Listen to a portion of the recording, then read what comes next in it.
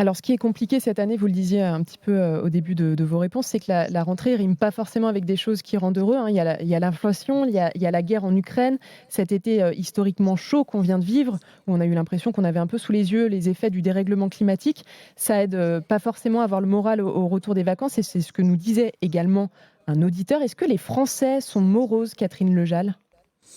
Alors, je ne sais pas si les Français sont moroses, mais peut-être se dire que le bon côté du réchauffement climatique, c'est qu'on va encore avoir des beaux week-ends, au moins jusqu'à octobre, et de faire un biseau du retour à la vie intensive du travail en s'organisant des week-ends d'aération. Parce que les vacances, c'est souvent aussi être justement dans cette liberté du dehors, de la balade, du sport en extérieur. Donc, se prévoir 3, 4 belles perspectives pour repartir en biseau avec un petit peu de plaisir et de joie au cœur. Ouais, encore avec cette idée de se projeter effectivement sur d'autres, choses positives qui peuvent nous attendre avec, la rentrée et qui riment pas qu'avec, le retour au travail. Si vraiment ça nous paraît insurmontable, ce retour au boulot, il faut peut-être se poser les bonnes questions, peut-être que ça veut dire qu'on veut du changement? Je pose la question à la psychologue que l'on a avec nous ce matin.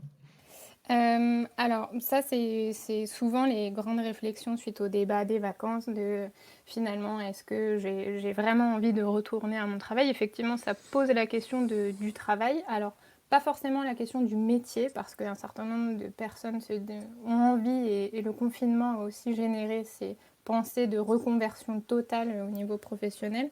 C'est surtout les conditions dans lesquelles les personnes exercent leur poste et leur métier qui, en Mmh. général, fait défaut.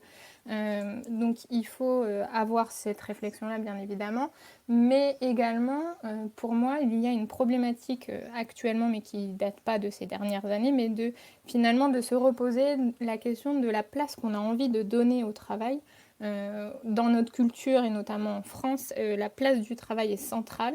Pour moi, elle est tellement centrale qu'on arrive à des situations de souffrance au travail Mmh. qui vont au-delà même de la sphère professionnelle, mais Ouais, qui on nous oublie que le atteignent bonheur est peut-être aussi ailleurs et pas que dans le travail. surtout ailleurs. Enfin, la question du bonheur au travail, c'est pas la problématique du jour, mais est une problématique Mmh. très intéressante et sur lesquelles on trouve aujourd'hui beaucoup de documentation. Mais voilà, c'est la place du travail et la place qu'on lui donne et toute la place qu'on ne peut pas avoir sur sa vie personnelle, sa vie familiale, sa vie amoureuse et sa vie sociale, Mmh.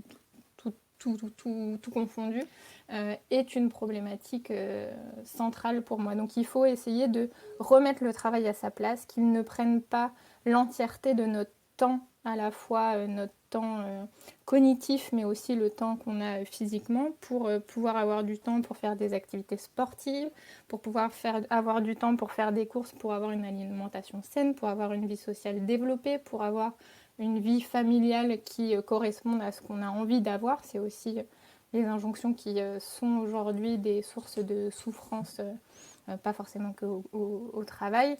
Et par rapport à cette charge mentale notamment, qu'on a beaucoup parlé ces derniers mois au niveau de la charge mentale des femmes au foyer, qui est importante. Donc de ne pas se retrouver à avoir des doubles journées de travail, notamment pour les femmes.